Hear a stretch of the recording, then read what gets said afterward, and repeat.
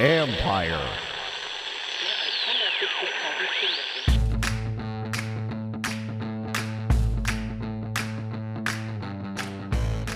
Hello and welcome to my podcast. Today is part 2 of my conversation with Nicki Jhabvala of the Washington Post and JP Finlay of NBC Sports Washington as we discuss what it's like covering this franchise. The genesis for this, I heard an Ohio State podcast, you might be surprised I listened to this. It's called Buckeye Talk, and they discuss what it was like on that beat. It's one of the biggest in the country, maybe the biggest beat collection of beat reporters in the country. Now, they went for 4 hours. I'm only going for 25 minutes. I don't have that kind of stamina, but I thought you might find it interesting. You can follow Nicki on Twitter at Nicki Jhabvala, Jhabvala, and you can follow JP at JP Finlay NBCS. You can read my work on ESPN.com. You can also watch the three of us on NBC4 every Sunday morning during the season at 7:30. If you didn't hear our first episode, we answered 5 burning topics that fans had. Give it a listen. One thing to make clear, I hope you don't perceive any of this when we're talking about some of this stuff as complaints. One time I had someone tell me, it sounds like you hate your job. I don't even remember why he said that. Could be he had a bad day. I don't remember. It could be he didn't like the answer. Maybe I was more blunt than he liked. Maybe there were some negative things going on. I don't know. But I'll say this. You simply can't work the way I do. You can't get up on a Monday morning before 6 a.m. to rewatch a game if you don't love it and cover this franchise that has been bad or mediocre or whatever for so long. And you folks know it as well as anybody without loving what you do. The extra hours I put in, you don't do it if you don't love it. Bad days, yep, of course, every job. Tough ones, yep. Ton of stress, absolutely. I lose a lot of sleep over what happens on this beat. And there are a lot of times that you question and doubt yourself for many, many reasons. So it's a constant quest for either perfection or to write the perfect story, to beat this person, that person, whatever. But there are so many positives that it's hard to keep count. So when you listen, I grew up loving football and I've spent my entire life in football. So when you listen to this, you need to frame it with that understanding. And I do think it applies to all three of us because I know Nicki and JP well enough to know how they think. I don't want to speak for them, but I know what they put into it, and you don't do it unless you love it. Anyway, just wanted you to know that. So here you go. Here's my conversation with Nicki Jhabvala and JP Finlay about life covering the Washington franchise. It used to be hard to stay close to family until Facebook Portal. We went from rarely video chatting to seeing each other on Portal almost every day. Portal has cool features like Smart Camera that keeps up with the kids so they don't have to sit still, which is its own challenge. Plus, the new Portal Go is portable, so we can take it to the playroom or the kitchen. The best feature is how close we all feel, even though we're far apart. Give the gift of a deeper connection. Facebook Portal. Share something real.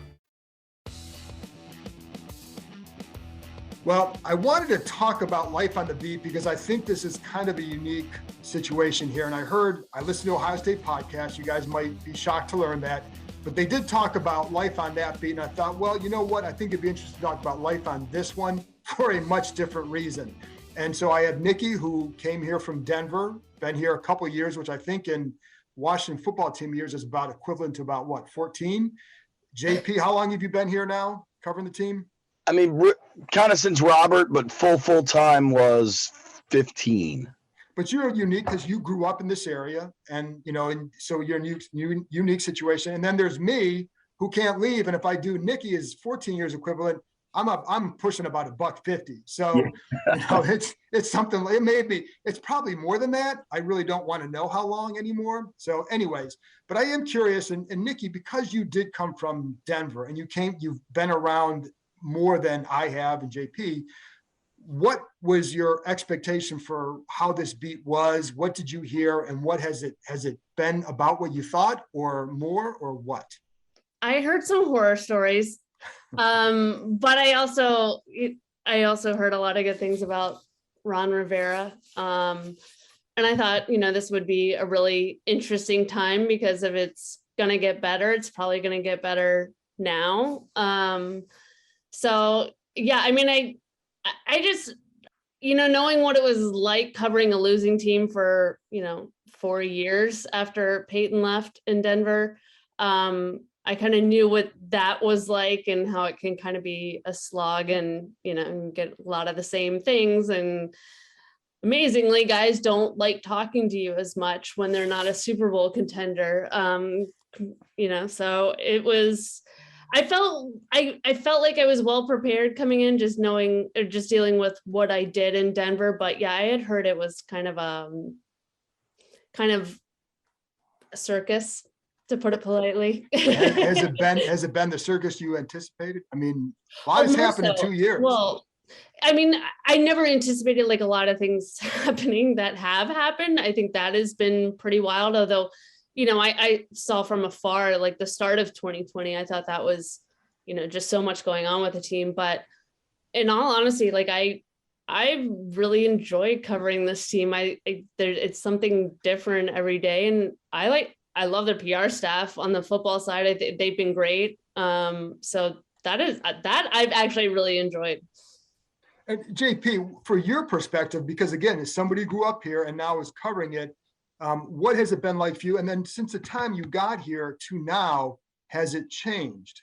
We don't have to sugarcoat it. I not only grew up here, I grew up worshiping this team. Right. I don't think you get into our line of work if you're not a huge sports fan. Correct. And, this was the team. This is where I grew up. And I caught the very tail end of their dominance. And I think that 91 season, I was 9 years old. I think it made a dramatic impact on my life. Covering this team, and particularly this team, I think really influences your ability to root for them. But you definitely get to know the players, root for storylines and all that.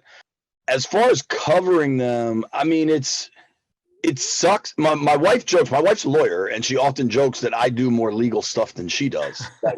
Just as part of this, and just the stuff we've seen over the years, and just the cycle of like every 3-4 years there's some nuclear bomb that gets dropped. It wears you down for sure, but it's also like we're also in a major market with a ton of eyeballs and a passionate fan base. Like all of those, I bet that's great. Jaguars reporters would love for people to be mad at them. You know what I mean? Yeah. And I love it. Like when I got the radio show job, depending how things went, I could have probably stopped doing as much of the beat stuff, but that's not what I wanted to do because I love it so much. And one day I'd love to cover a contender. I'm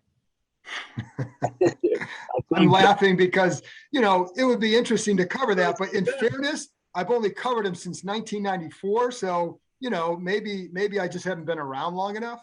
Well, I mean, what was the best team you saw? 99 or 04? 99. And I think the 12 team could have been because of Robert's impact.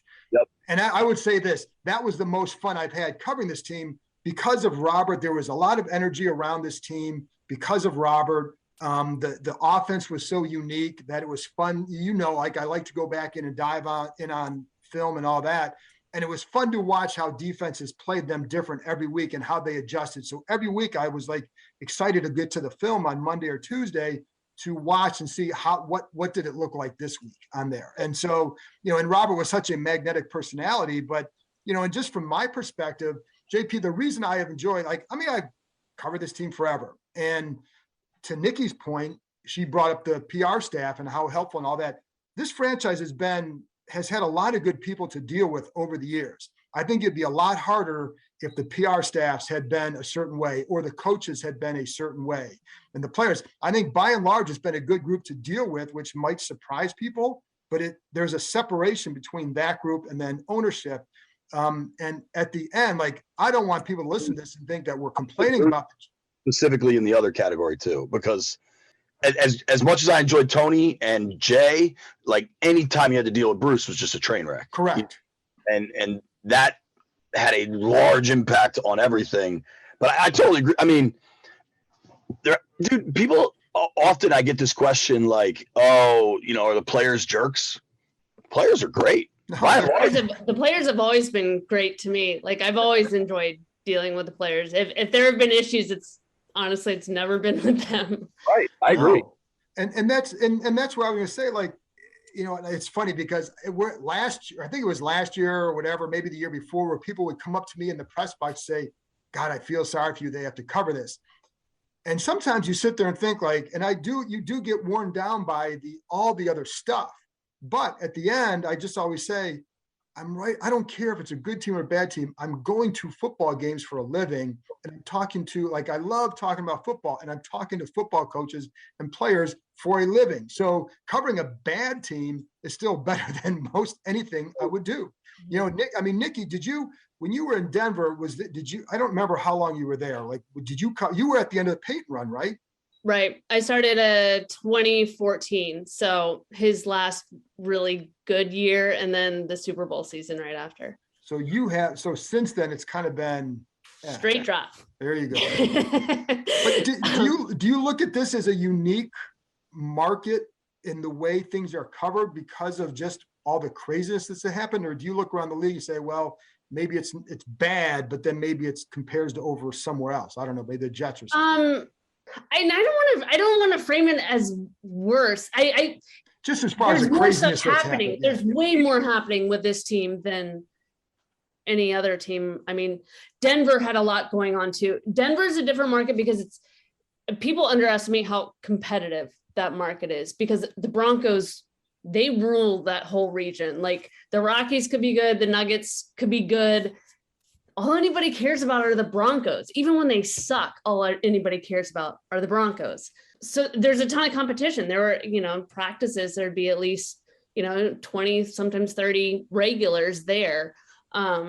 So just getting like daily transactional stuff, you're going to fight hard for that. And the team has a lot of partners. And they, like most NFL teams anymore, they prioritize those. So you really got to fight for, the news you want to get, and it takes time to kind of build your sourcing and figure out kind of how you want to cover the team. So by like year 5, 6, I mean, I kind of built a niche for myself. But there are some similarities, like the ownership stuff that I dealt with there definitely prepared me well for, managing both off-field, on-field stuff that you got to deal with. The competitive market helped me a ton coming in here, because you can get stressed out easily if you're just starting and you're like, oh my God, I can't do all this. I don't ever feel that on this beat. And I think it's because of my time in Denver that just kind of set me up well, And for all that you just said, what I heard, you pronounce it niche. And my son and I always have this debate about, is it niche or niche? And he's a niche guy. I say niche. So I will tell him that you said your niche. son's right. Well, that's not the first time. But the other thing, it's funny because in JP, like one thing I've always liked here is the passion of the fans. And I know that there's quote unquote this erosion of the fan base. The passion I still think is there. And it may come out in different ways, but I still think it's there. For you, I am curious though, because you are in a unique position where you are a team partner, but yet, you're not afraid to criticize them on the radio or on social media. What kind of blowback do you ever get from that? I'd like to start by telling the world it's 5:16 p.m. and Nicki's drinking a giant cup of coffee. Cheers. I mean, I've definitely gotten pushback. I mean, you and I have talked after some phone calls I've gotten, John, and there's some legendary moments about phone calls I've gotten.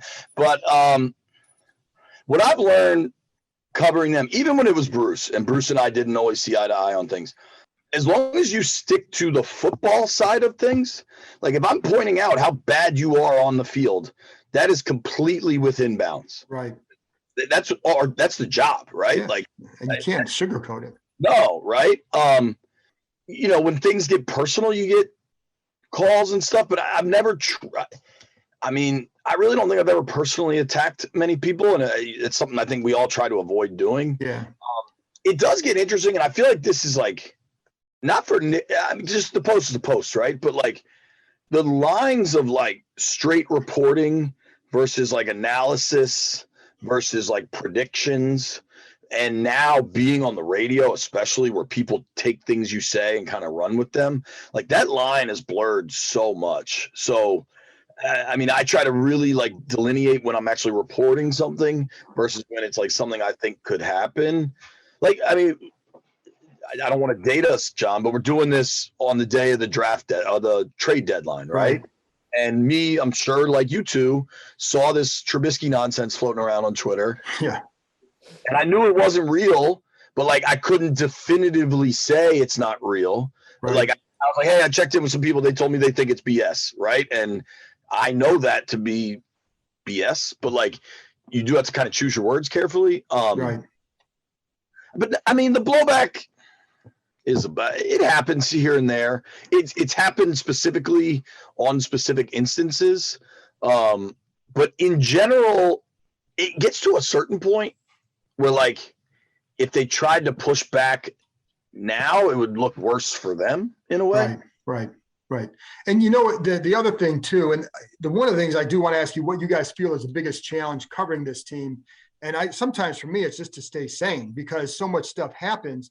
But sometimes in an odd way, you know, first of all, like I think people always assume that reporters root for the worst in a situation, which I want a good story at the end.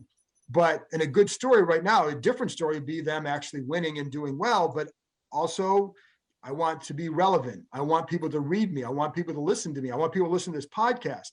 And if they're a disaster every year, maybe there's a week in there where it's like, oh my God, there's all this traffic. But the rest of the time, it's going to be, you know, radio silence. I like to be on SportsCenter. I haven't been on SportsCenter in a long time. You know, I can't even get the 3 a.m. SportsCenter anymore. But, you know, but there is like, so there's sometimes too, where you find yourself talking to people like, I've never talked to this group of people, these attorneys, congressmen, you know, last year it's culture experts, for God's sake, marketers, all that stuff. So there's a uniqueness to it, but there's that challenge that you can find as a reporter that maybe can be a little bit, I don't want to say energizing, but it's like, it's different. I mean, that was one of the things I did like in Denver, but it was kind of path I chose is I covered more ownership than the other reporters did. So I learned a lot about trust law, but that was fascinating to me. That's why I got into sports journalism, because it's kind of a window into everything else. Like you get to cover the game, you get to cover, you know, personal interest stories, health, business, science, general news. I mean, no other beat do you get everything like that. And I mean, I love it. I'm with you. I root for interesting stories. I don't want to say this is like cold-hearted, but I don't care if it's good or bad. Like my job is to just report the news and be accurate and fair. Right. And you want your stories to be read, but more importantly, you want it to be right. And that's always been my biggest thing and that's where I have the utmost respect for JP, because it is a hard line to toe, and it's becoming harder and harder because even, you know, news reporters kind of, you blend opinion with analysis and reporting, and most reporters are kind of becoming that do-it-all reporter on multiple platforms because that's where the industry is headed. So it is harder and harder, and like JP has always been honest, and you don't always find that with like, you know, especially, you know, people that are working for team partners, because it's hard. So kudos to you, JP. I largely agree, but I hate the legal stuff, dude. Like if I never have to call station, I'll be fine. Like I just, because maybe part of it is I'm like a softie. I don't know, but like, by and large, when we're doing something legal, it's because one of the players we covered did something stupid or something awful happened. And like, I just love to not deal with it. But Kyle, you said something earlier that is so true to me, man. The thought out there that we're negative and look forward to like breaking the negative news and telling the bad stories is just so bananas, because like Nicki said, like our job is to report the news, and when the news sucks, that's the job, right? But like you want to be on SportsCenter, you want clicks, you want 1 million downloads on this podcast, like there's nothing better for us than this team going 14-3, and the only debate being, do you think they could lose in the NFC title game? Like, I dream of that. Well, I like to go back and watch these games, and if they're 2-10, it's a little bit harder to do that, and not just do it but to say, why am I doing this? Well, because one day it's going to matter that I see that, you know what? Look at how Sadiq Charles is setting in this pass pro. Look at his hands and how much better they are, or are they worse?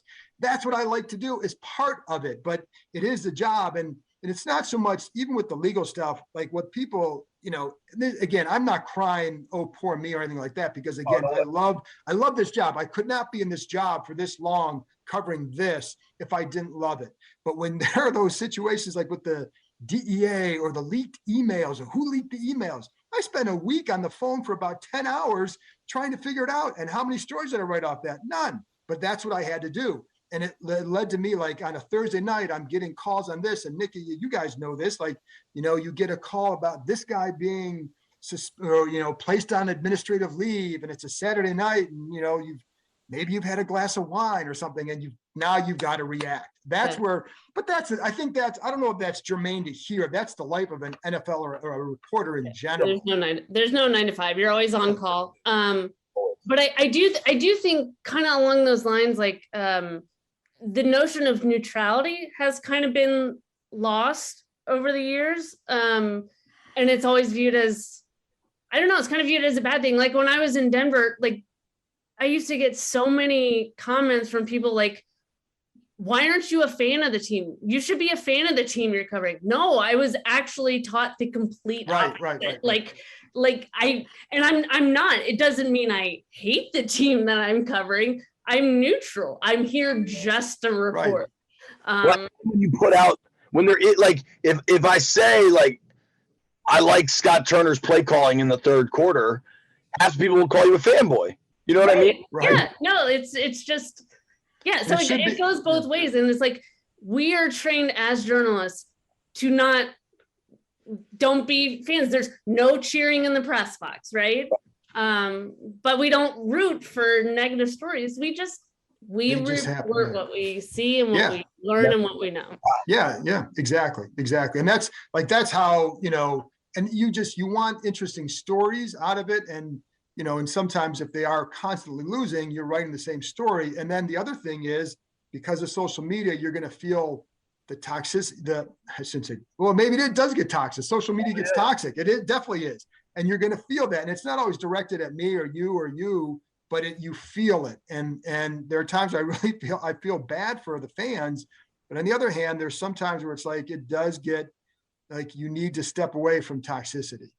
Mm-hmm. I'm ready for this bye week. I'll tell you that, man, to like not have another game, like to make this a 5-game losing streak. I don't know. Maybe the one thing I miss the most though, and everybody feels differently on this. I don't think we're ever getting it back. Is just being in locker rooms. Yeah.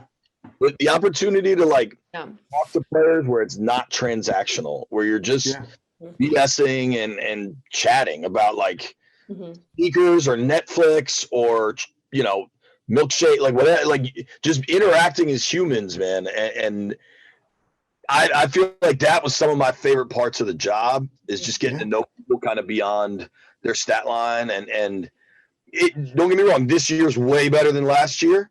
And, ideally it keeps improving, but I think that has made the job way harder because it takes away the personal relationships. Well, you know what, along those lines too, and what I've noticed is you have new guys coming here, and I'm going to use the Bobby McCain thing. Was it after the Atlanta game? Which one game was it where he, like when we start doing something right at whatever.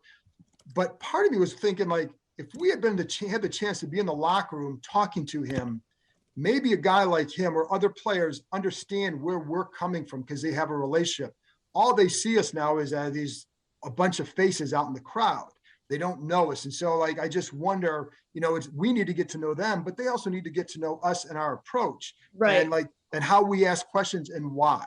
Yeah. And I always try to kind of think about what it's like for them. I mean, I can only relate to them in so many ways. Right. But if I'm, if I got to talk about my day at work and I don't know this person, I haven't seen this person, I don't know what they're about, I don't know what their motives are, their agenda is. Right. Why should I trust you? And that becomes harder when you don't have that FaceTime. You can't have those small interactions, like JP said, that add up over time. You get a sense for who that person is and how they go about their job. And, if they're looking to just get clicks, or, they want to do a thorough job, if they're around all the time. I mean, that stuff matters, and it's hard now without it. It's hard for the players. It's hard for us. It goes both ways because, they don't know who we are. So, if we're all new, like I get, why should they trust us? To me, I feel like as a reporter, I have to earn that from them. And it's harder when you don't have the FaceTime. Well, and the funny thing is, JP, like from about 2 years ago, when we were last in there, you and I have been around long enough. There aren't a lot of players that we really probably know who would know us in person. I mean, it's flipped so much. Hell, even the coaching staff, John, Right. I mean, dudes, and here, let's be honest, the three of us, they all know who we are. Like, they're briefed on who we are and what we do and the outlets we work for. Like, they know who we are. But I think the McCain thing particularly, a guy that was released in Miami, comes to DC, that was their fourth game. Mm-hmm. He had never personally interacted. I'll only speak for myself. I had never shaken the guy's hand, said hello, anything.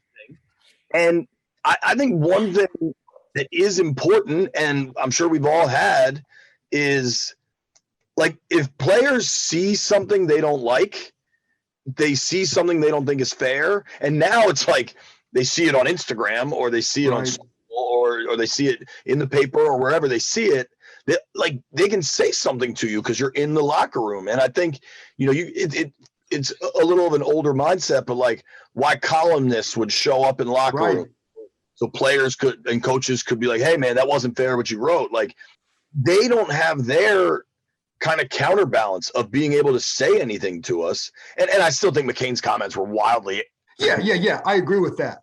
But like, he had no opportunity to ever talk to us about something he didn't like anyway, So I don't know. I think it could create more of those situations, but I think sadly what it'll create more of is just guys opening up less, just kind of guarded, and that's not good. I just think it fuels it's them versus us, that mentality. And I don't think that's not our job. That's not what it's not. The media is out to get us. Like, listen, I got better things to do than go after you guys. Like, it's just we're trying to do the job the best we can, just as they're trying to do the best they can out on the field. Right. So I just feel like they put in Ashburn, where it's not the big podium where they're sitting down and we're all sitting down. I think that side podium has such a better vibe to it. So much more like old scrums and locker rooms. Yeah. And I feel like just that little barrier going down helps. You know what I mean? And if we had that, there's not a row of cameras behind them that they have to be perfect in front of. Yeah. It feels like it's less formal, much less formal. Yeah. Yeah. And I guess we could probably wrap up on two, like, do you have any pet peeves with this beat? And I know, like, we probably all talked about, there's the internet sleuths and the people who put things out on the internet who they don't have to have accountability for it. We do, because we're professionals. That's our job. That's one thing that it's always tweaked me, because like I said, I mean, somebody might put it out. It's like, well, if they're wrong, if they put it out 10 times, they're wrong 5. Well, okay. You're not a reporter. Well, if I do that, I'm fired. Nicki and JP, you're losing your jobs too. So do you guys have any pet peeves with anything like that? I think first of all, I don't lose a ton of sleep over that. It's just something that always kind of, and this is, and like I say this, I understand the reason behind aggregation. I get it.